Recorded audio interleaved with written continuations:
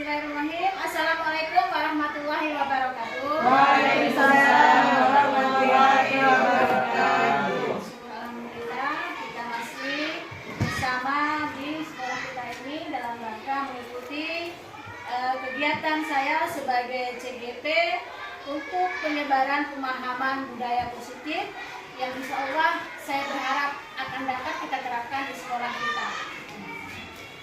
Tugas ini merupakan tugas saya sebagai CGP Angkatan 9 Kota Subusalam yang harus saya lakukan dengan pengharapan seperti tadi akan juga dapat kita laksanakan di sekolah. Perkenalkan, saya Dani Budianti didampingi oleh fasilitator Bapak Fauzan SPD MPD dan juga pengajar praktik Bapak Misbar SPD. Sebelum kita bahas lebih lanjut, saya ingin kembali mengingatkan kepada kita semua bahwa tujuan pendidikan menurut Ki Hajar Dewantara adalah menuntun segala kodrat alam untuk mencapai keselamatan dan kebahagiaan yang setinggi-tingginya, baik sebagai manusia maupun sebagai anggota masyarakat. Yang kedua, kita sebagai pendidik diharapkan sebagai petani yang menyemai benih di lahan yang subur hingga menghasilkan tanaman yang berkualitas. Apa arti dari makna pendidikan yang saya buat di sini? Menurut Ki Hajar Dewantara, bahwa pendidikan adalah menuntun. Artinya, kita sebagai pendidik harus bisa menuntun menjadi obor penerang bagi peserta didik kita sesuai juga dengan PJI. Kita sebagai penyuluh obor untuk menerangi mereka mencapai tujuan. Tujuannya tentunya adalah tujuan dalam rangka mengembangkan segala potensi yang ada pada diri anak. Kita mengembangkan kodratnya. Di sini kodrat dibagi dua. Ada kodrat alam dan juga kodrat zaman. Artinya apa? Kodrat alam adalah kodrat yang memang dimiliki oleh peserta didik. Jadi masing-masing peserta didik memiliki kodrat alamnya masing-masing. Kemudian kodrat zaman adalah kodrat yang senantiasa berubah mengikuti perkembangan zaman ke zaman. Tentu saja akan berbeda zaman kita belajar dahulu ketika SD dengan zaman yang diikuti oleh anak peserta didik kita saat ini. Kemudian kita pendidik juga diibaratkan sebagai petani. Bagaimana tingkah laku petani? Seorang petani, dia akan memelihara benih yang ia semai. Dengan tujuan apa? Menghasilkan tanaman yang berkualitas. Begitu juga dengan kita. Pendidik ini diharapkan seperti petani. Kita menyemai benih-benih kebaikan kepada peserta didik kita dengan harapan anak didik kita nantinya akan dapat berkembang sesuai dengan kodratnya dan ia juga menghasilkan manusia yang berkualitas tentunya, baik di bidang ilmu pengetahuan maupun berakhlak yang mulia sesuai dengan apa yang kita jadikan tujuan utama dalam pendidikan. Kemudian di sini saya akan memperkenalkan ada beberapa budaya positif. Apa sih budaya positif? Budaya berarti berisikan akan nilai-nilai. Sedangkan positif sudah jelas. Kalau maknanya positif berarti maknanya tersirat di sana adalah berisi tentang kebaikan-kebaikan yang akan kita laksanakan. Budaya positif di sekolah yaitu nilai yang kebiasaan di sekolah yang berpihak pada murid agar mereka dapat berkembang menjadi pribadi yang kritis, penuh hormat dan bertanggung jawab sesuai dengan profil pelajar Pancasila. Sebelumnya kita juga sudah sering mendengar kata profil pelajar Pancasila. Ya kan Pak Bu? Nah, ada berapa pula profil pelajar Pancasila? 5 atau 6? Oke, ya. Yang pertama tentunya apa? Beriman dan bertakwa kepada Tuhan Yang Maha Esa. Juga berbudi Pekerti yang luhur. Kemudian apa? Kebinekaan global. Artinya kita tidak sempit kiranya, tetapi mendunia. Selain itu juga kita harus menanamkan pada siswa kita untuk selalu bergotong royong. Nah, budaya gotong royong ini sekarang sudah mulai terkikis, baik di kalangan pelajar maupun di masyarakat. Nah, untuk itulah kita ingin mengembangkan kembali budaya positif tersebut melalui peserta didik di lingkungan sekolah. Kemudian juga mandiri. Siswa dapat mandiri mengembangkan potensinya, sedangkan kita menuntut. Kemudian selain itu juga siswa harus memiliki nalar yang kritis. Artinya kita sebagai penonton jangan langsung menghakimi siswa bahwa siswa itu tidak tahu. Sekarang zaman globalisasi, bisa saja terjadi murid lebih tahu lebih dulu daripada kita seorang guru. Kenapa? Nah, kemarin saya temui itu ada di kelas 6. Kita tidak mengajarkan bahasa Inggris, tetapi ketika jam istirahat saya melihat ada seorang anak yang sedang menulis-nulis. Saya lihat, mendekati. Apa yang kamu lakukan? Belajar. Apa yang kamu pelajari? Bahasa Inggris. Bersama siapa kamu belajar bahasa Inggris? Internet. Begitu canggihnya Bapak Ibu. Mungkin tidak pernah terpikir dari Bapak Ibu sekalian. Ternyata ada. Jadi mari kita semua di sini mengembangkan potensi yang ada pada diri kita sehingga dapat menuntun tumbuh serta didik dengan maksimal. Kemudian di sini ada beberapa hal yang akan kita kupas nantinya. Yang pertama adalah perubahan paradigma belajar. Sesuai dengan zamannya tentu akan berubah. Kemudian yang kedua ada disiplin positif. Yang ketiga tentang kebutuhan dasar manusia. Yang keempat motivasi perilaku manusia. Kemudian restitusi, posisi kontrol. Kemudian keyakinan kelas, dan yang terakhir adalah segitiga restitusi. Nah, mungkin ada kata-kata yang baru nanti kita jelaskan di sini. Oke, masuk kita pada yang pertama tentang perubahan paradigma. Dalam rangka menciptakan lingkungan yang positif, maka setiap warga sekolah dan pemangku kepentingan perlu saling mendukung, menghayati dan menerapkan nilai-nilai kebajikan yang telah disepakati bersama. Untuk dapat menerapkan tujuan mulia tersebut, maka seorang pemimpin pembelajaran perlu berjiwa kepemimpinan sehingga dapat mengembangkan sekolah dengan baik agar terwujud suatu budaya sekolah yang positif sesuai dengan standar kompetensi pengelolaan yang telah ditetapkan. Di garis bawahi situ adalah pemimpin pembelajaran. Bukan artinya hanya kepala sekolah, tetapi semua kita di sini bertindak sebagai pemimpin pembelajaran. Kita akan melakukan beberapa tantangan. Nah, jadi ibu membuktikan tentang kontrol, kontrol diri terhadap orang lain. Nah, sekarang silakan berpasang-pasangan. Ya, berpasang-pasangan, kegiatannya nggak lama, nanti ada 30 detik saja. Ya, Pasang Bapak itu. kami. Ya, Pasang Bapak itu. berpasang-pasangan. Yang A, silahkan menggenggam tangannya sekuat tenaga. Oke, kita sepakati yang ini A, nanti gantian ya, gantian. Salah satu A, yang B bertugas untuk membuka jari temannya. Ya, membukanya dengan kameranya, ya. Membukanya boleh dengan bujuk rayu, bujuk, boleh dengan kekuatan atau apapun usaha Bapak Ibu semua usahakan agar terbuka. Atau karena mungkin sesuatu hal kelompok A tadi dengan sukarela membuka jarinya sendiri. Jelas? Baik ya, oke kita mulai. Oke, sepakat siapa A, siapa B? Oke, nanti gantian ya.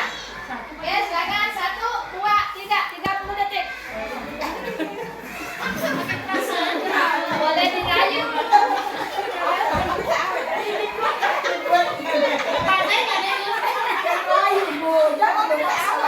Oke, siap. Selesai. Gantian. Gantian yang B menutup tangannya, yang A membuka seluruh.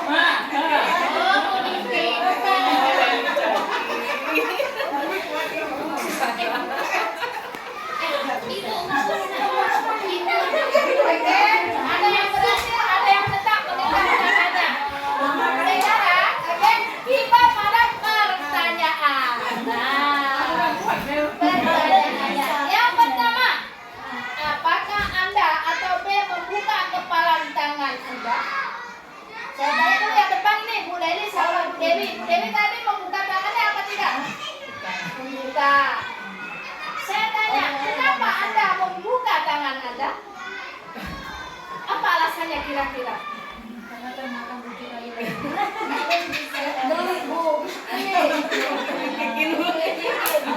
Oke, ada nggak tadi yang tidak bersedia membuka tangannya? Ada.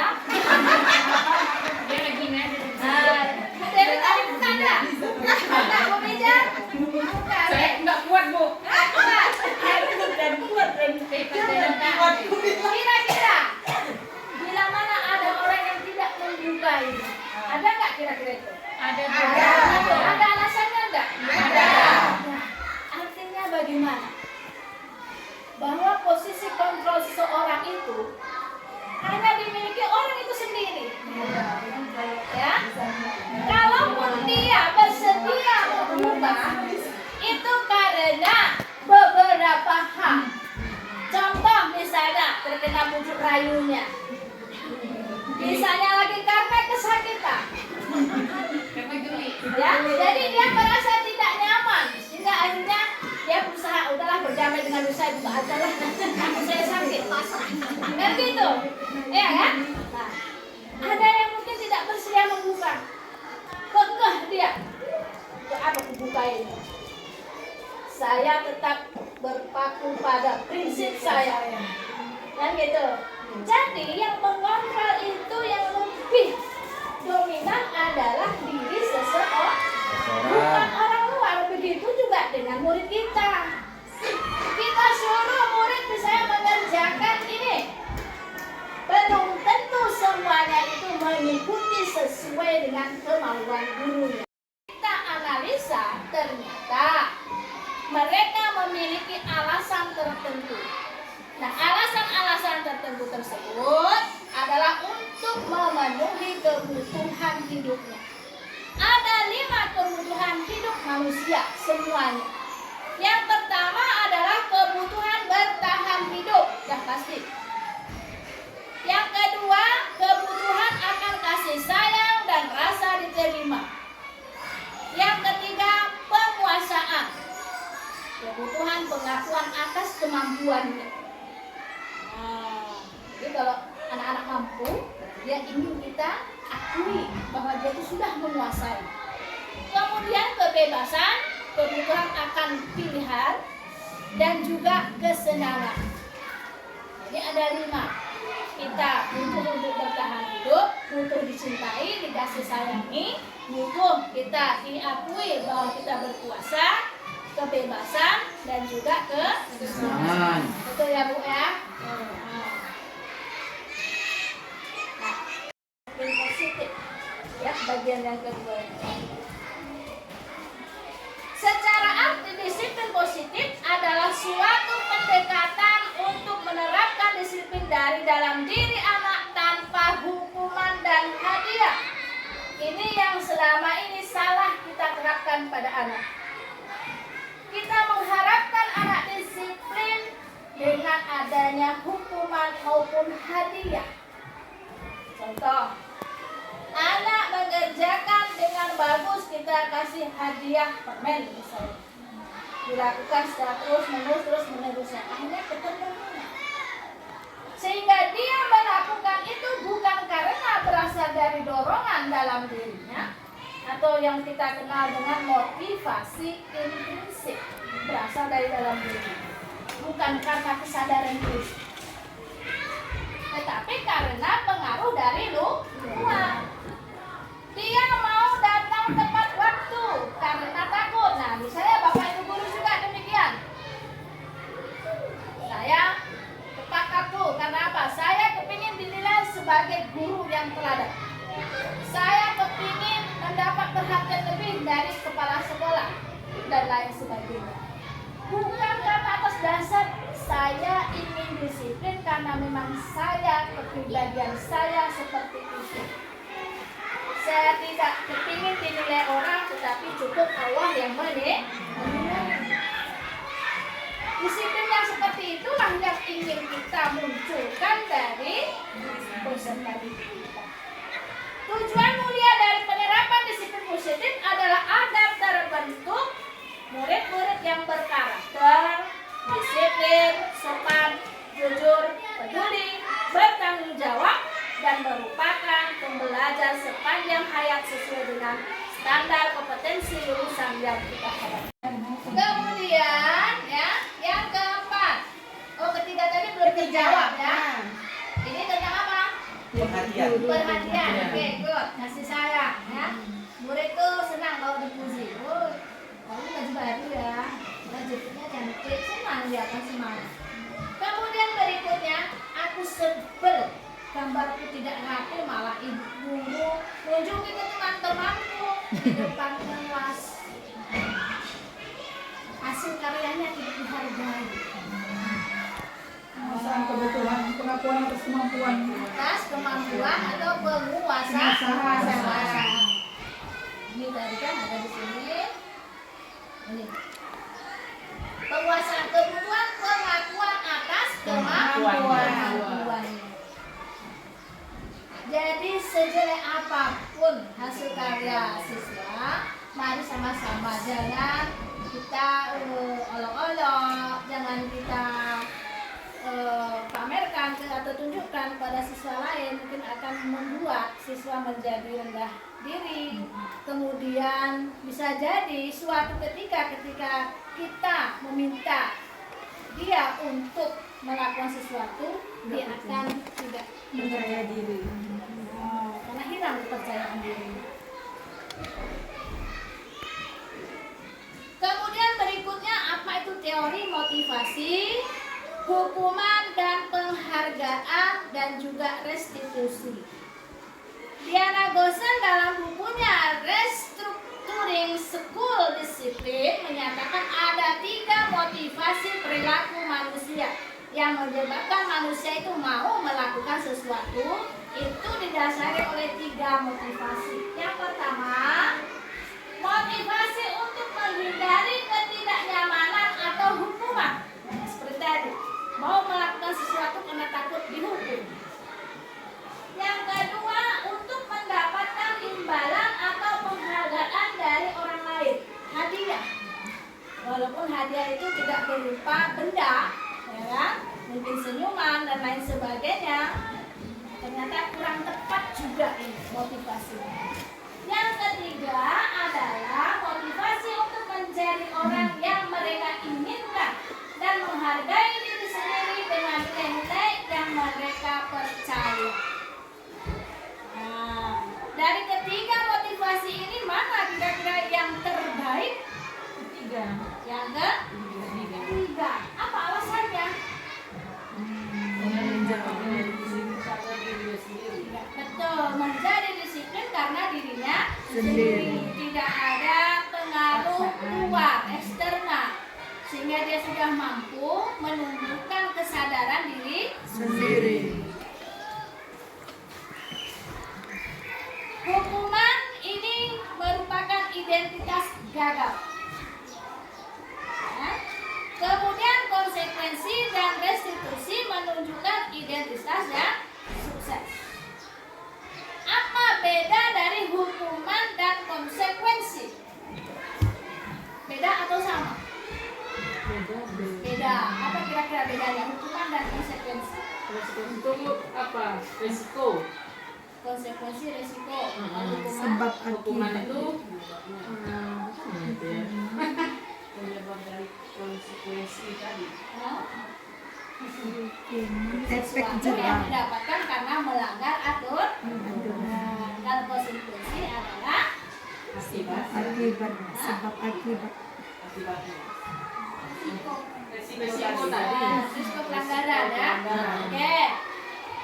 Murid atau anak belajar menyembunyikan kesalahannya karena tak dihukum, begitu kita panggil, kita tanya, dia akan berkata yang tidak jujur. Cenderung menyalahkan temannya. Kan seperti itu yang sering terjadi. Dia tidak mau berkata jujur karena apa? Takut takut dimarah. Kemudian dia juga mencoba mengontrol anak dengan penguatan negatif, ya, membayar impas kesalahannya. Ini biasanya yang melakukan murid atau guru. Guru. Contoh, anak datang terlambat, kita suruh lari keliling lapangan 4 kali misalnya. Sesuaikah hukuman dengan pelanggaran yang dilakukan anak? Tidak. Apa hubungannya terlambat dengan suruh lari? Kan tidak ada hubungan. Nah, sekarang kalau kita mau menghukum tidak boleh lagi, tapi yang boleh memberikan konsekuensi. Ya, kalau misalnya terlambat, apa yang harus kita lakukan?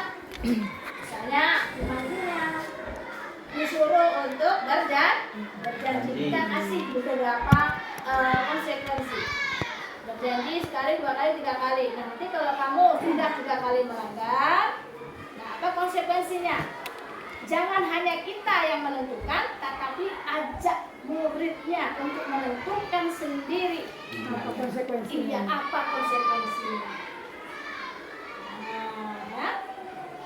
Kemudian dampak pada murid mungkin bisa marah, merasa bersalah, rendah diri, kemudian mengasingkan diri. Karena sudah dihukum, dia merasa malu, minder, takut sama temannya, takut sama gurunya, ya kan? Akhirnya apa?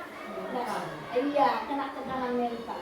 Dia selalu menyendiri, dia mengasingkan diri dari temannya, tidak mau lagi aktif dalam belajar, bisa saja terjadi.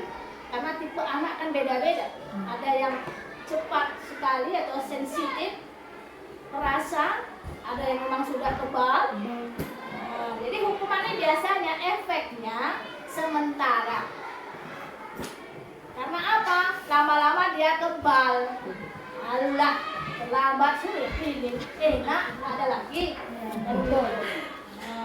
Kebal anak-anak. Kemudian bagaimana konsekuensi? Murid atau anak belajar taat pada peraturan. Misalnya, murid menyobekkan atau mematahkan pensil kawannya. Nah, bagaimana cara kita menyelesaikan itu? Apa kira-kira? Ini kan sering anak pinjam atau merobek buku kawannya. Nah, apa yang kita berikan kepada anak tersebut? Kalau sudah Memberi pinjam, pengertian, Bu. Biar jangan rusak Panggil barang. dulu anaknya. Nah, Tanya. tanya. Ya, kenapa buat itu? Kenapa robekkan buku kawan? Ya, tindakan akhirnya Tindakannya nanti nasihat. sehat. Nah, jangan seperti itu. Nanti kalau seperti itu nanti begini. Marah kawannya, bertengkar gitu. Nanti kita bahas jawaban pembinaan ya. Nah, ini tentang posisi kontrol yang akan Iya. kita laksanakan nanti ya. Ada sebaiknya mungkin nanti kita lakukan di sini ya. Kemudian bagaimana dengan restitusi? Ini mengembalikan anak pada nilai-nilai kebenaran ya. Murid atau anak belajar memecahkan masalah. Jadi kalau dia sudah berbuat salah, bagaimana caranya supaya dia bisa memperbaiki dirinya sendiri agar tidak melakukan perbuatan yang sama. Itu namanya restitusi. Nah, sekarang mari berlatih hukuman atau konsekuensi. Tadi kan kita udah bedakan hukuman apa, konsekuensi apa. Yang pertama, membersihkan WC sekolah karena mematahkan pensil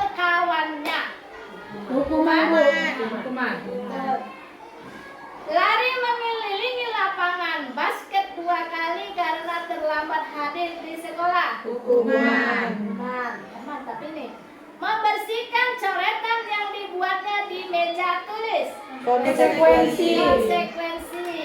Murid diminta untuk push up 15 kali karena tidak menggunakan masker di sekolah.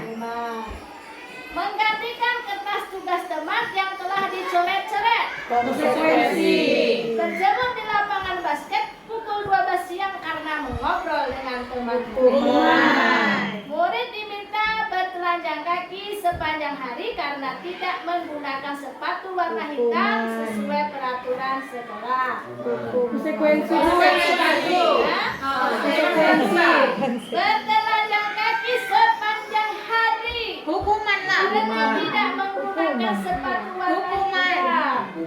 Murid cenderung ke hukuman atau konsekuensi? Kayaknya konsekuensi itu Karena karena kan udah dibilang jangan pakai sepatu itu dia tetap menggunakan. sekolah. Bisa jadi itu Dua-duanya. Dua-duanya bisa. Konsekuensi dua-duanya. Konsekuensi. Kalau saya hukuman. kalau saya konsekuensi. Alasan mengatakan hukuman karena kan kalau Dan hukuman itu melanggar aturan. Ya, terus Jadi di sini kan Bu, murid diminta bertelanjang kaki sepanjang hari dibilang udah termasuk hukuman Bu. Terus di sini lagi menggunakan sepatu warna hitam sesuai peraturan sekolah. Tadi kan kalau hukuman itu diartikan kalau dia melanggar aturan yang telah berlaku. Jadi di sini kalau ini sih aturan. titik terangnya situ adalah menyakiti hati. Sakit enggak kira-kira perasaannya? Disuruh telanjang kaki dari pagi sampai siang. Kalau anak yang sudah punya perasaan kira-kira malu enggak dia? Jadi hukuman ini sifatnya negatif. Terus hubungannya enggak pakai sepatu hitam dengan bertelanjang kaki, adakah hubungan korelasinya? Enggak ada kan? Nah, kalau kita menerapkan konsekuensi apa yang kita lakukan? Karena tidak pakai sepatu hitam tadi, mungkin bisa kita tanya, kenapa tidak memakai sepatu hitam? Alasannya apa? Kalau memang bisa terima alasannya, kita berikan kembali pertanyaan sesuai dengan kesepakatan atau keyakinan sekolah kita, aturan di sekolah kita. Boleh nggak pakai sepatu yang warnanya selain kita? Ya. Lalu apa yang harus kamu lakukan? Nah, itu nanti kita bahas dalam restitusi. Ya. Kemudian membersihkan tumpahan air di meja karena tersenggol pada saat belajar. Konsekuensi. Ada hubungan ya? Iya. Nah, ada hubungan. Kehilangan 10 menit jam istirahat untuk mengerjakan tugas karena terlambat datang dan tertinggal 19 menit jam PJOK. Konsekuensi, Bu. Jadi sebagai titik temunya konsekuensi itu harus berhubungan antara kesalahan dengan tindakan. Ada korelasinya. Nah ini dia restitusi, posisi kontrol guru yang harus kita ketahui bersama. Restitusi adalah proses menciptakan kondisi bagi murid untuk memperbaiki kesalahan mereka sehingga mereka bisa kembali pada kelompok mereka dengan karakter yang lebih kuat. Nah, mesti Diana Bosri tadi tahun 2004. Di sana dibahas ada 5 posisi kontrol sebagai guru atau pendidik. Nah, ini yang sering juga kita lakukan. Jadi sudah kita lakukan, hanya kita tidak tahu namanya. Yang pertama posisi kontrol guru sebagai penghukum. Sebagai penghukum. Yang kedua pembuat rasa bersalah. Nanti ciri-cirinya kita lihat. Yang kedua sebagai teman. Yang ketiga posisi kontrol guru sebagai pemantau. Kemudian yang terakhir posisi kontrol guru sebagai manajer. Dari posisi ini ada beberapa posisi kontrol yang sebaiknya kita hindari mulai saat ini. Posisi kontrol bagian mana? Mari kita lihat bersama-sama. Nah, di sini ada tabel tentang posisi kontrol. Yang pertama sebagai penghukum, kemudian pembuat orang merasa bersalah, posisi sebagai teman, kemudian sebagai pemantau, dan sebagai manajer. Guru sebagai penghukum, contohnya misalnya guru berbuat menghardik, menunjuk-nunjuk, menyakiti maupun menyindir siswa. Nah, ini ya, pernah nggak dilakukan? Pernah. Nah, jadi kalau yang pernah melakukan seperti itu berarti dia sedang menjalani posisi kontrol sebagai penghukum. Melalui perkataan misalnya, kalau kamu tidak melakukan ini, saya akan meninggalkan kelas misalnya, saya akan mengeluarkan dari sekolah, saya akan memanggil orang tua kamu, saya akan laporkan ke polisi, dan lain sebagainya. Artinya menakut-nakut. Ngancam, ada ancaman di sana. Awas ya. Sering ya kan? Sering. Nakut-nakutin Bu. Kalau nggak gitu kan nggak itu. ada efek jerahnya. Ayo, mulai sekarang kita hindari setelah nanti belajar restitusi ya. Oke. Kemudian ada posisi kontrol yang kedua, membuat orang merasa bersalah. Dalam perbuatan, guru selalu berceramah menunjukkan kekecewaan yang mendalam. Kasihan kok sama mamanya. Pagi-pagi udah ngantar kamu ke sekolah dan lain sebagainya. Ya kan? Sehingga terkadang ketika kita menasihati dia, anak sampai menangis. Menangisnya hari itu aja. Hari itu aja. Ya kan? Kalau dari sini tak lagi. Kuning baju. Tetapi ada murid itu memang benar-benar Membekas. membekas. Ya ada juga. Benar-benar membekas. Kalau yang enggak tuh mungkin ya yang sudah kebal dari Anak istimewa tadi itu Iya, yang istimewa. abang.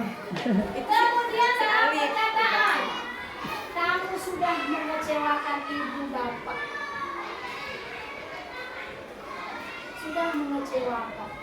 Bapak sudah capek membuat gambar ini, menyiapkan media belajar, tapi kamu tidak mau memperhatikan.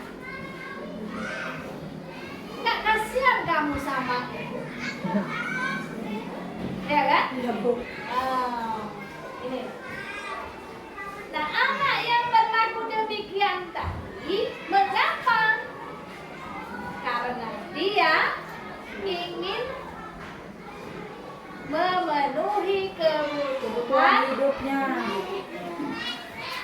sebagai manusia. Mungkin dia terabaikan oleh kita.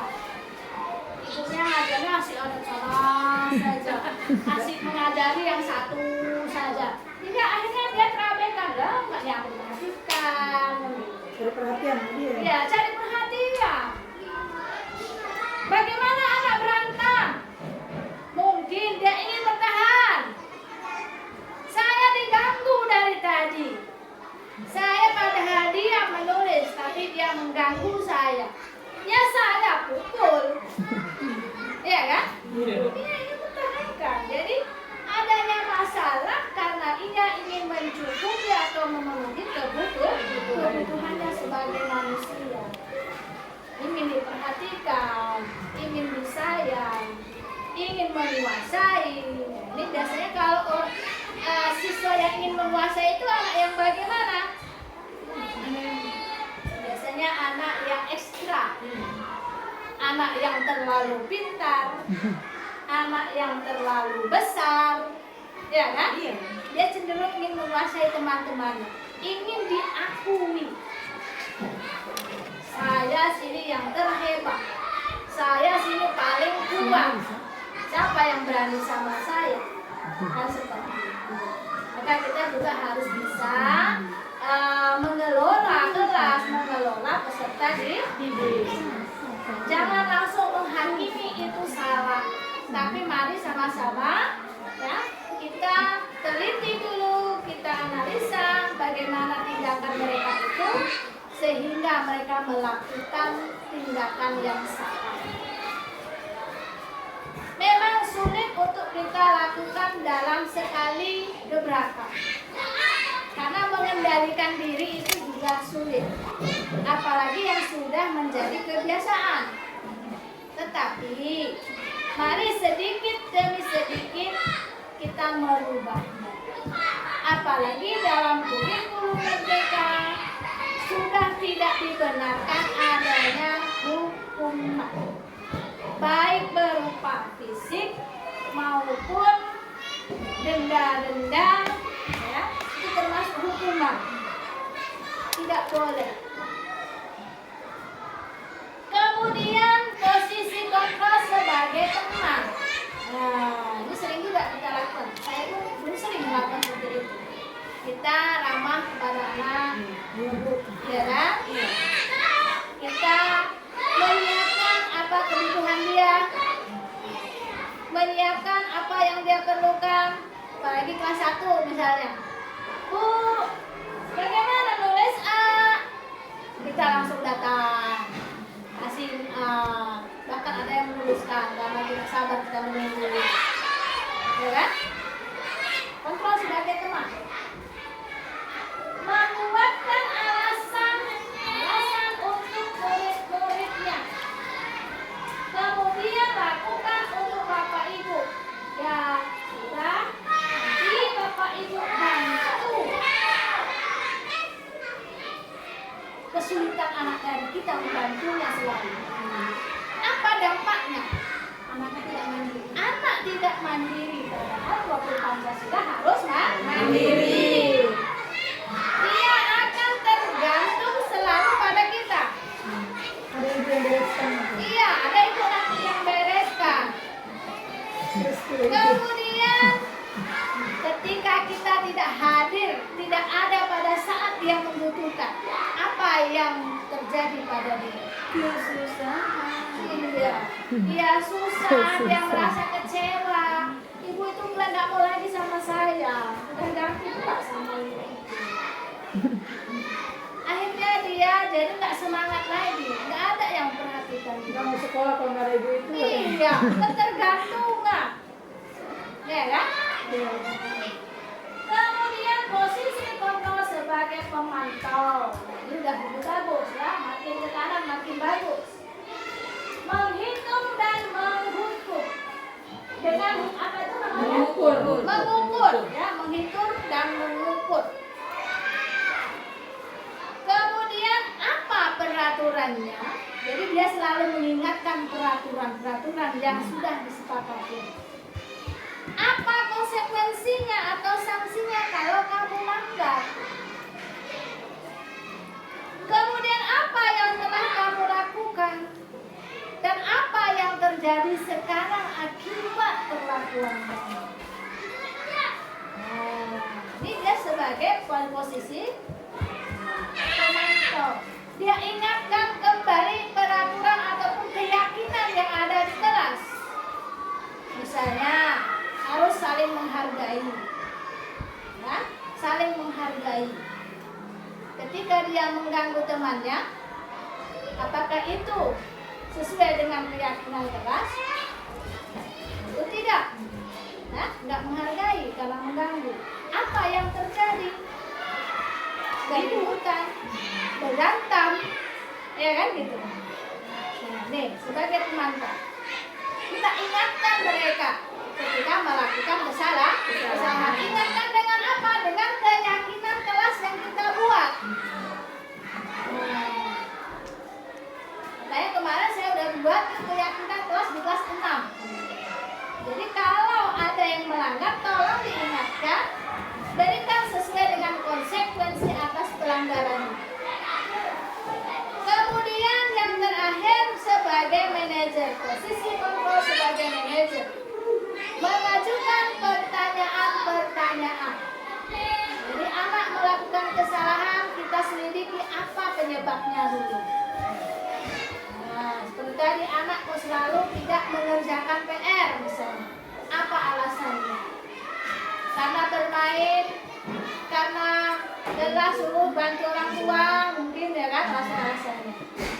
Kemudian kita minta kepada siswa, bagaimana caranya supaya siswa tersebut bisa mengatasi masalahnya sendiri. Karena yang kita inginkan adanya motivasi intrinsik, motivasi dari dalam diri, bukan pengaruh orang. Kita hanya menuntun, mengarahkan. Kalau dia sudah butuh, tidak tahu apa yang harus dia lakukan, maka disitulah peran kita. Nah, kasih jalan keluar. Apa yang kita yakini? Apa kamu meyakini hal tersebut? Kalau kamu meyakininya, kamu kan memperbaiki. Kalau kami memperbaikinya, jadi kira-kira hal tersebut akan menggambarkan apa tentang dirimu. Jadi kita berikan pengertian-pengertian sehingga dia nantinya bisa membuat pemecahan masalahnya sendiri.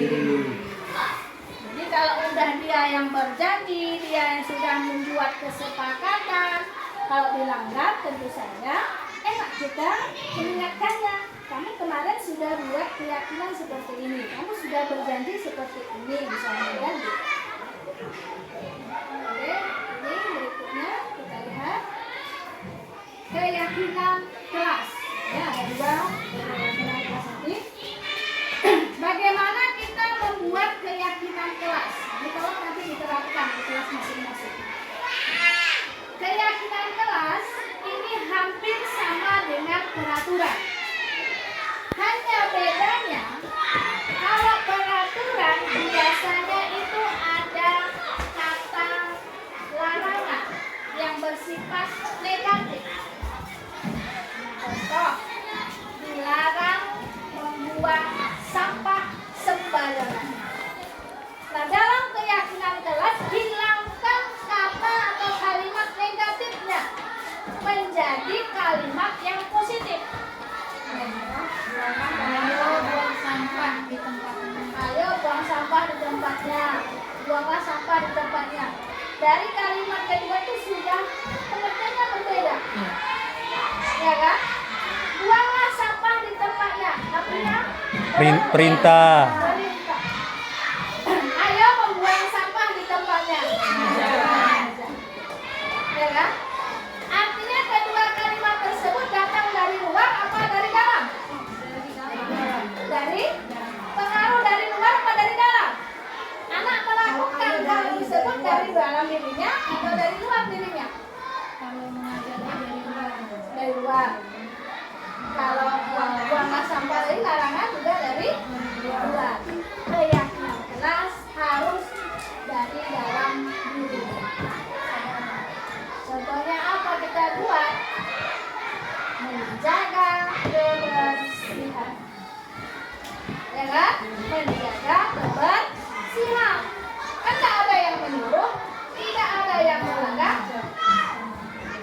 Tetapi mereka semua sadar karena sudah menyepakatinya bahwa dirinya masing-masing harus menjaga kebersihan. Jadi hilangkan kalimat negatif, kalimat larangan, kalimat perintahnya hilang. Keyakinan kelas merupakan metode untuk menimbulkan kembali disiplin positif yang didasari oleh motivasi diri sendiri. Ya.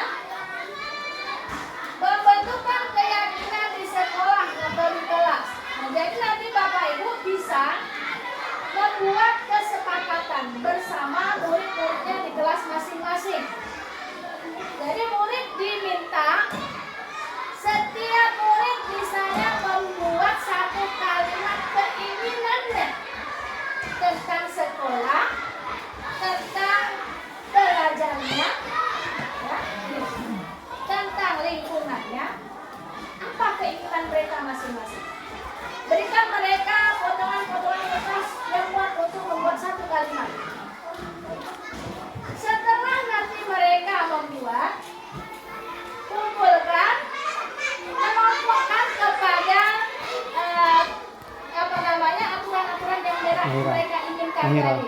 Yang sama jadikan satu. Mahira. Ya, walaupun kalimatnya berbeda tapi Mahira. isinya sama, maknanya sama, gabungkan jadi satu. Ada sebagai keyakinan kelas. Pada kalimatnya yang masih berupa larangan, berupa ajakan, kita rubah kalimatnya menjadi kalimat yang lebih positif. Tidak ada lagi kata larangan. Saya jangan mengganggu teman. Ya, dilarang ribut. Nah, jadi kita buat menjadi apa misalnya? Saling menghargai. Karena kalau nggak saling menghargai bisa apa? Ribut, berkelahi. Ya kan, mengganggu teman juga itu termasuk tidak menghargai. Jadi kalimatnya umum tetapi tidak memaksa, tidak memerintah dan tidak menghargai. Ya. Setelah nanti kita kelompokkan, barulah kita jadikan itu sebagai keyakinan kelas. Kita ketik, kita tempelkan, jika perlu mereka menandatangani. Bukti bahwa mereka lah yang buat keyakinan itu, bukan kita. Ya selama ini kan kita yang buat. Ini dia yang terakhir pada segitiga restitusi. Di awal kita sudah membuat pernyataan tentang restitusi adalah mengembalikan perilaku anak menjadi perilaku yang lebih positif. Mampu dia menangani masalahnya sendiri. Dalam segi restitusi ini ya, segitiga, ada 3 hal yang perlu kita lakukan. Yang pertama adalah menstabilkan identitas. Ketika anak melakukan tindakan yang salah atau melanggar aturan, kita stabilkan dulu identitasnya. Kita tanya kenapa dia melakukan hal tersebut. Kemudian yang kedua, validasi tindakan yang salah. Namanya validasi, valid, membenarkan. Artinya bukan membenarkan boleh dia lakukan seterusnya, ya kan? Tapi memvalidasi di sini maksudnya adalah bahwa kita membenarkan, ya benar, saya juga dulu pernah melakukan seperti itu. Mungkin semua orang pernah melakukan seperti itu.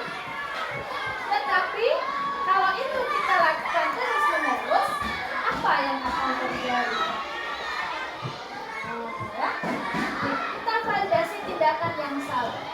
Setelah kita validasi, baru kita tanyakan pada keyakinan kelas yang kita buat tadi. Perlakuan kamu tadi sesuai nggak dengan keyakinan kelas yang kita buat? Misalnya dia mengatakan lakukan, apa yang akan terjadi ketika kamu tidak melaksanakan sesuai keyakinan kelas? Kemudian bagaimana cara kamu untuk menghindari masalah ini?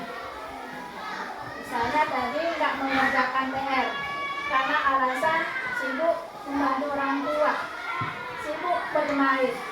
Bagaimana cara kamu mengatasi supaya masalah kamu ini tidak terulang lagi? Bisa jadi kesadaran yang baik, Bu, saya kan nggak bisa mengatur waktu, sehingga waktu saya siang habis menjaga adik sambil bermain. Malam saya pun pergi mengaji. Kita berikan solusi, misalnya apa? Kira-kira jam apa yang bisa kita manfaatkan untuk nah, misalnya saat kita pulang sekolah, jangan dulu bermain, tapi mengerjakan tugas.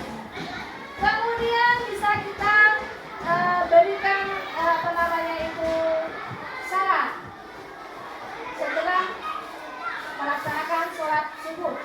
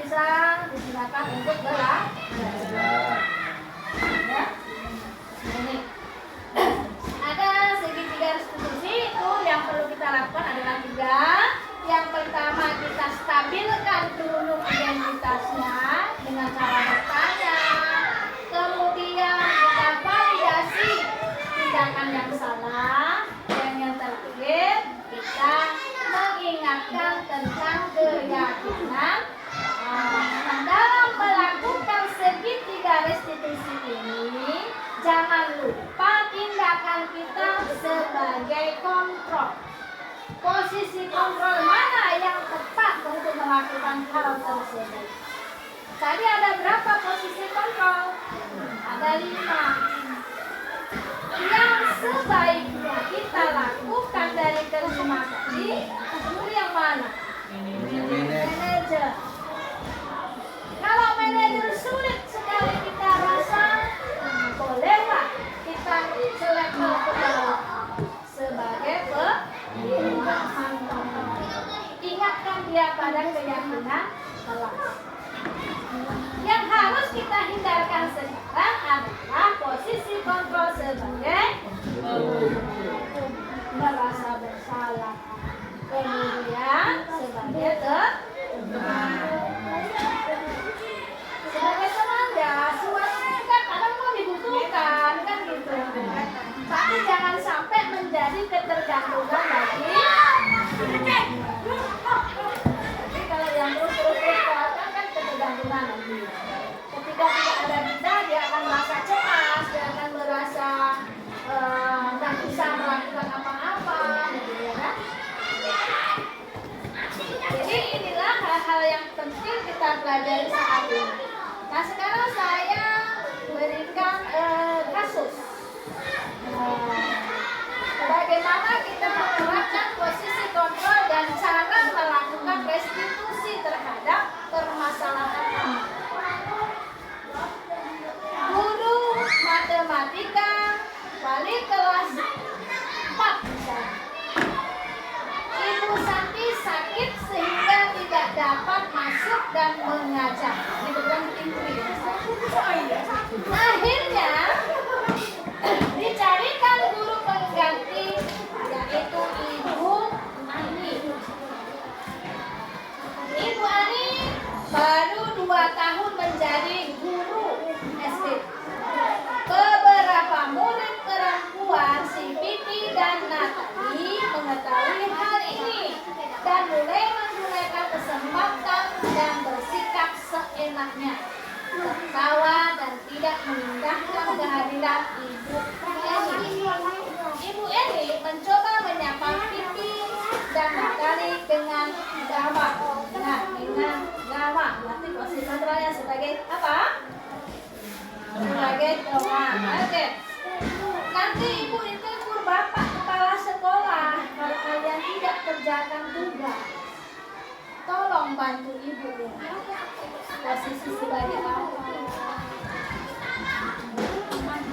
Nah, bisa teman, bisa juga membuat rasa bersalah. Gara-gara kamu ditegur misalnya kan gitu. Namun Pipi dan Natali malah jadi tertawa. Ah, ibu santai saja bu. Mereka tetap tidak mengerjakan tugas dan malah menegur. Keesokan harinya, Ibu Santi memanggil Pipi dan Natali. Ya, Ibu Santi, wali kelasnya yang asli. Nah, memanggil Pipi dan Natali karena apa? Mendapat laporan dari Ibu Eni. Saya kemarin mengalami peristiwa seperti ini. Tanyakan apakah mereka bersedia melakukan atau memperbaiki permasalahan yang ada. Pipi dan Natali sempat ragu-ragu dan membela diri. Nah, dia juga mencoba kebutuhannya ya, untuk bertahan. Namun pada akhirnya mengatakan akan meminta maaf. Ibu Santi menanggapi bahwa tindakan itu boleh saja dilakukan bila mereka sungguh-sungguh ingin meminta maaf. Namun Ibu Santi menanyakan kembali apa yang mereka bisa lakukan untuk menggantikan rasa tidak dihormati Ibu Santi. Setelah berpikir sejenak, Natali dan Pipi mengusulkan bagaimana kalau mereka mengadakan sebuah diskusi tentang sikap saling menghormati dan bagaimana penerapannya di kehidupan sehari-hari di sekolah. Usulan kedua adalah mengirim email kepada Ibu Eni tentang gagasan mereka tersebut. Mereka pun memberitahu Ibu Eni bahwa mereka telah memberitahu kepala sekolah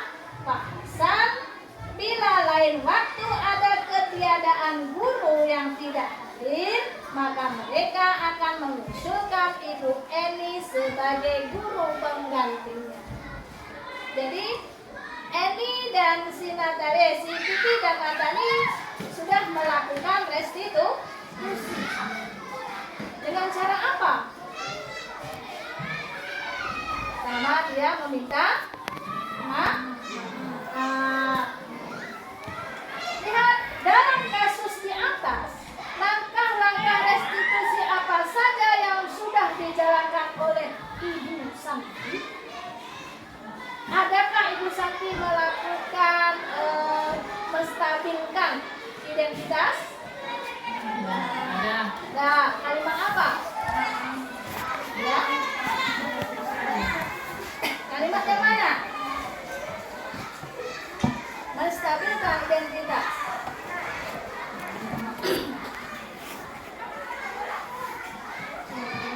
Kamu bisa melakukan hal itu kalau memang betul-betul maaf kamu itu berasal dari diri sendiri.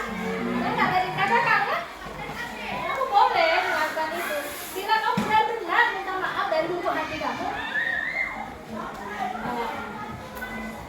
Kemudian, menurutmu, apakah restitusi yang diusulkan Pipi dan Natali sudah sesuai dengan pelanggaran yang dibuat? Sudah sesuai apa belum? Tadi masalahnya dia menyinggung atau tidak menghargai Ibu Eni, ya kan? Nah, kemudian dia mengusulkan untuk minta maaf. Kemudian dia juga mengusulkan adakan diskusi membahas tentang cara menghormati atau saling menghargai. Kemudian dia juga mengusulkan untuk Bu Eni supaya jadi guru pengganti tetap kalau ada guru yang tidak hadir. Sesuai enggak langkah yang dilakukan Eni dan Pipi terhadap kesalahan yang dibuat? Sesuai? Sesuai. Apakah langkah-langkah restitusi yang telah diusulkan mereka? Ada 3 ini. Ya. Satu, kedua, diskusi. Lihatnya, ada yang ketiga. Buat Bu Eni sebagai guru tetap. Iya, ini dia kan mengusulkan kepada kepala sekolah. Pak, nanti kalau ada guru yang tidak hadir, sebaiknya Ibu Eni saja yang menggantikan. Sehingga apa? Mereka mencoba untuk mengganti rasa malu, rasa tidak dihargai Ibu Eni tadi bisa kembali lagi. Dalam kasus di atas, posisi apakah yang telah diambil oleh Ibu Eni dalam menangani Pipi dan Natali? Posisi kontrol sebagai apa? Tadi ada 5. Sebagai Teman. Sebagai pemantau manusia. Ini kalimat mana?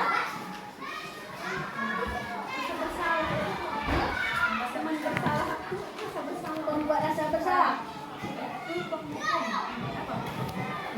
Kalau tadi itu ya. Kalau nggak mengerjakan nanti bukan kepala sekolah. Itu merasa bersalah. Sikap restitusi dari wali kelasnya sendiri. Pemantau lah Bu. Nah, Itu kan pemantau antara anak dengan guru yang baru. Nah, nggak dia mengingatkan tentang keyakinan kelas. Iya. Ya kan? Terus dari pemantau ingatkan. Kemudian sebagai manajer, ya sebagai manajer dia meminta Pipi dan Natali untuk mencari solusinya sendiri. Ya. Jika Anda adalah Pak Hasan, misalnya Bapak Ibu semua jadi pengawas sekolah, nah, bagaimana Anda menyikapi langkah yang ditempuh oleh Ibu wali kelasnya tadi? Bagaimana sikap Anda? Apakah Anda merasa senang, mendukung, belum cocok? Bagaimana sikap? Menyetujui tentunya kan? Ya. Karena masalahnya bisa terselesaikan. Gitu. Kalau bisa mungkin bisa kita meminta kepada wali kelas tadi untuk memberikan pengalamannya kepada teman-temannya. Ya, Pak Zainal sering menghukum misalnya. Pak Zainal jangan menghukum siswa seperti itu. Nah, kita kasih pengalaman kita, berbagi pengalaman atau praktik baik kepada teman-teman. Baik, sampai di sini mungkin ada yang sedikit mau dipertanyakan. Kalau anak mengutip sampah, kira-kira itu hukuman nggak? Anak-anak mengutip sampah dalam konteks apa? Misalnya kan saya pernah buat, nanti kalau pas ibu piket gitu kan, nah siapa yang terlambat ibu suruh tutup sampah, itu. Hukuman. Itu Pas saya piket saja, pas saya piket gitu. hukuman. Ya, Ya, hukuman. hukuman. Hukumannya apa? Nah, kita tumbuhkan budaya gotong royong ya kan? Ayo semuanya. Selama ini kan dibuat gotong royong bu kan, ayo setelah kita senang kita gotong royong bersihkan semua gitu kan. Cuma yang terlambat itu saja. Tidak ada yang Jadi kurang. kalau ada yang seperti itu, silakan lakukan langkah-langkah restitusi. Iya. Apa sih sebenarnya mau kamu? Nah, mau kamu apa? Ya, maunya saya seperti ini. Nah, apa langkah-langkahnya? Oke, kalau tidak ada, inilah penyebaran. Ya, karena ini untuk perbaikan sekolah ya, menuju ya, sekolah yang berprestasi dan juga berkarakter. Baik, terima kasih sekali lagi saya ucapkan kepada Bapak Ibu semua yang telah meluangkan waktu untuk mengikuti kegiatan di siang ini. Mudah-mudahan bermanfaat. Kemudian saya mohon maaf bila ada sesuatu yang saya sampaikan kurang berkenan. Mudah-mudahan ada hal-hal positif yang bisa kita lakukan berikutnya. Terima kasih. Assalamualaikum warahmatullahi wabarakatuh. Waalaikumsalam warahmatullahi wabarakatuh.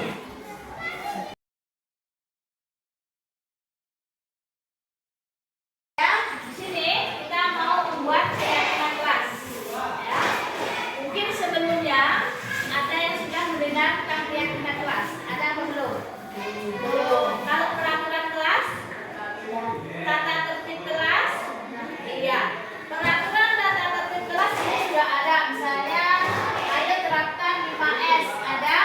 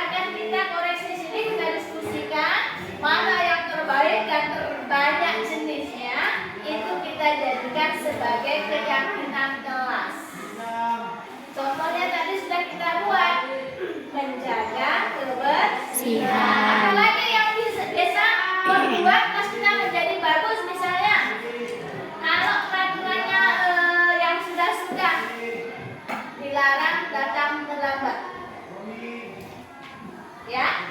Nah, coba dibuat menjadi sesuatu hal yang bukan larangan tetapi mengharuskan kita untuk hadir dengan tepat waktu. Nah, kalimatnya apa saya? Ya, oke. Sambil berpikir saya kasih waktunya 3 menit aja, tidak banyak-banyak. Silakan langsung dituangkan. Ya, langsung dituangkan ke dalam kertasnya. Ambil pulpennya. Satu saja masing-masing. Kalau lebih boleh juga, tapi tidak boleh kosong.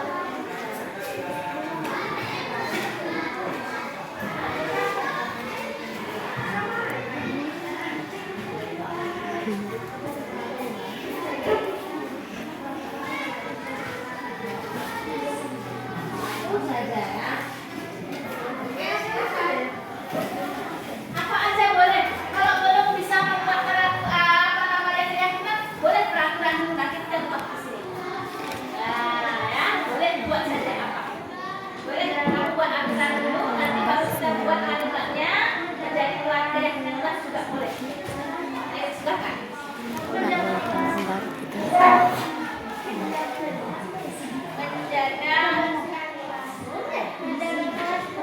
Menjaga kelas maksudnya supaya apa? Aman dan juga Indah kelas sekolah bahasa. satu boleh, 2 boleh, 3 boleh, minimal 1. Ya, minimal 1. Nanti kita tuliskan di sana.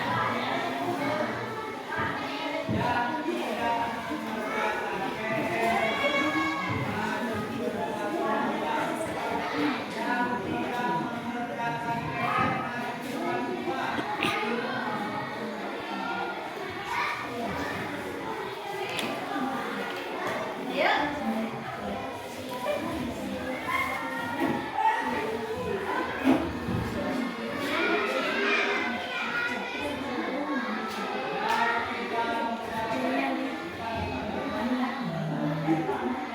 Kalau makan waktu belajar boleh atau tidak? Boleh. Boleh di luar. Jadi sih. Sudah belum? 1 menit lagi.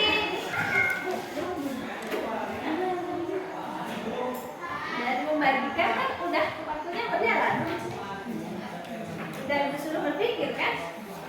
Sekarang tinggal menuangkan. Gimana udah? Oke, nanti buat fokus. 1 saja kalau tidak bisa 2, 1 saja sudah boleh. Ya nggak boleh setengah. Sudah, silakan kumpulkan.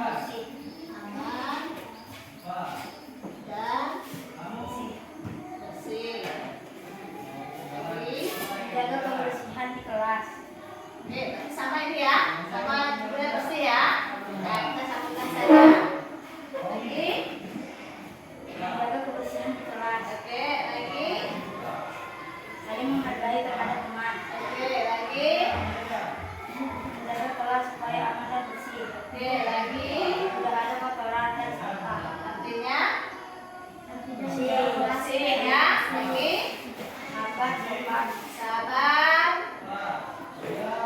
Sopan. Lagi.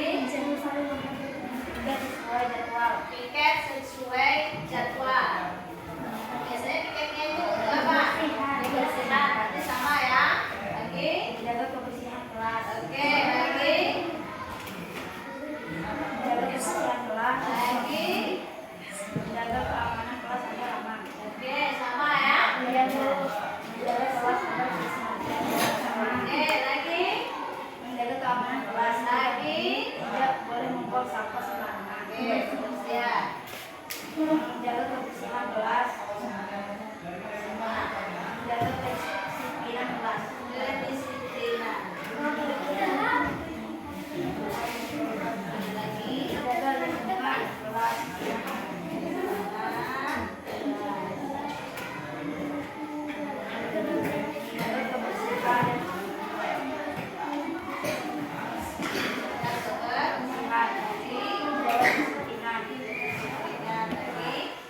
Fokus belajar dan kita semakin pintar atau pandai.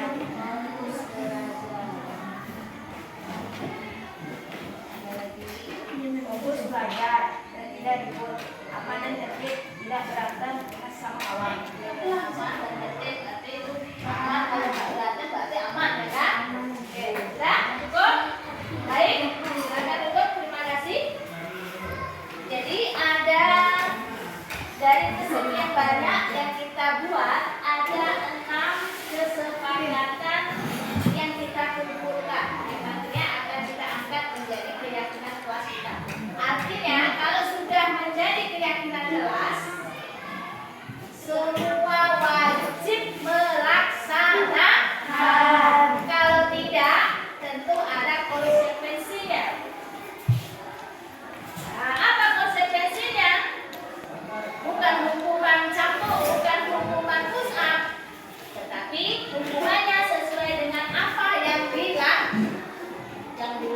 Contoh, kalau dia tidak saling menghargai sesama teman, kesepakatannya kan kita harus saling menghargai. Kalau tidak, berarti dia melanggar apa tidak itu? Dan apa konsekuensinya atau hukuman yang diberikan? Tanda cuci WC, ya, dan sesuai. Berarti dia harus meminta berani, sikapnya harus berani minta maaf ini.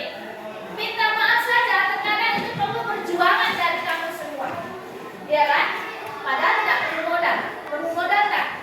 Tidak, tapi butuh perjuangan, mengalahkan rasa apa?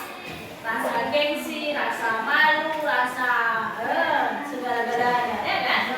Nah, jadi begitu. Kalau ada yang melanggar, misalnya ada yang mengganggu tempatnya, berarti dia kan tidak menghargai itu, ya kan? Tidak menghargai, maka dia harus berani untuk bertanggung jawab.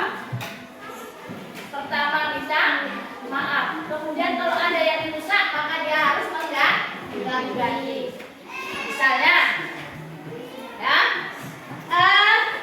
kawannya sedang menulis, tetapi dia ganggu.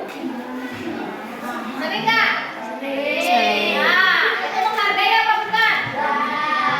Enggak kan? Nah, maka konsekuensinya minta maaflah, kemudian menggantikan tulisannya. Paham? Iya. Jadi saya nggak akan menyuruh kamu menyapu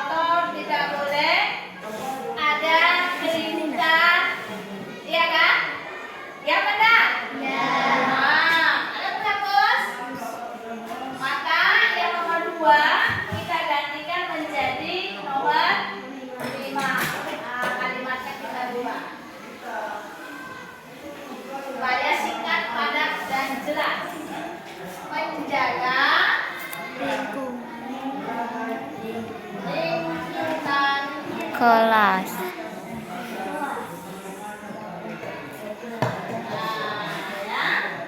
Jadi menjaga lingkungan kelas ini sudah termasuk di dalamnya kebersihan, sudah masuk dia keamanannya. Tidak ada lagi saling mengganggu, ya. Jangan saling mengejek, bully ya. Nah, itu yang sering ejek kenapa? Dari ejekan nanti bisa menjadi dia akan dilarang itu mengejek. Selain tidak boleh dalam agama, juga tidak akan menimbulkan sesuatu yang buruk. Kemudian sabar, sopan. Nah, ya, ini sudah masuk kepada penerapan 5S ya. Oke. Menjadi kedisiplinan. Disiplin apa di sini? Tertib waktunya. Masuk kelas maupun masuk ketika kegiatan senam. Menyelesaikan tugas. Ya, disiplin menyelesaikan setiap tugas, baik tugas PR maupun tugas dalam belajar. Ya, sini kita ganti menjadi apa? Disiplin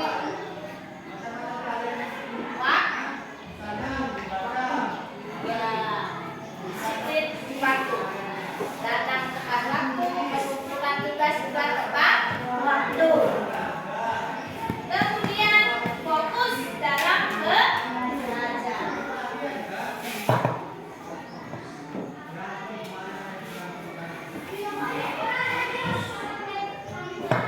Ya, jadi hari ini kita sudah menghasilkan 4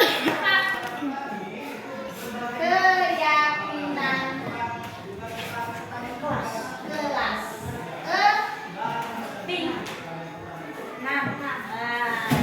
Ya. Yang pertama, ayo baca semuanya. Saling menghargai sesama teman, menjaga lingkungan kelas, disiplin waktu, fokus dalam belajar.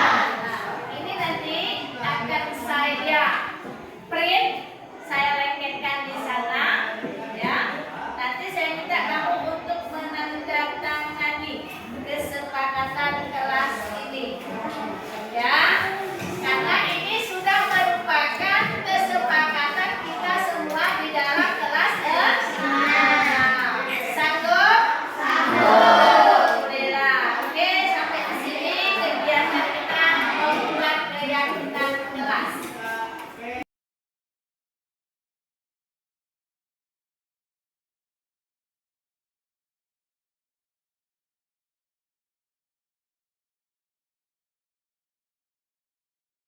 Assalamualaikum warahmatullahi wabarakatuh. Terima kasih kami ucapkan kepada Bapak Ibu guru semua yang telah meluangkan waktunya untuk mengikuti kegiatan penyebaran pemahaman budaya Muslim di Sekolah SD Negeri Sekerabang. Mudah-mudahan kedepannya kita akan dapat menerapkan budaya positif ini dengan sebaik-baiknya sekolah sehingga dapat merubah karakter siswa dari yang tidak baik menjadi baik. Terima kasih. Assalamualaikum warahmatullahi wabarakatuh. Perkenalkan, nama saya Irfan Effendi, wali kelas dari kelas 5 SDN Sikrabang. Saya sangat senang telah menerima pemahaman tentang budaya positif yang diberikan oleh Ibu Dani Budianti, Kepala Sekolah SDN Sikrabang. Semoga kami dapat menerapkan budaya positif tersebut di SDN Sikrabang khususnya. Sekian. Terima kasih. Wabillahi taufiq wal hidayah. Wassalamualaikum warahmatullahi wabarakatuh. Assalamualaikum warahmatullahi wabarakatuh. Perkenalkan, nama saya Alia Nur Aziza. Perkenalkan, nama saya Hurulia dan hari ini Faika. Saya senang karena ada keyakinan kelas supaya kelas bersih dan tertib dan aman. Saya saling menghargai sesama teman.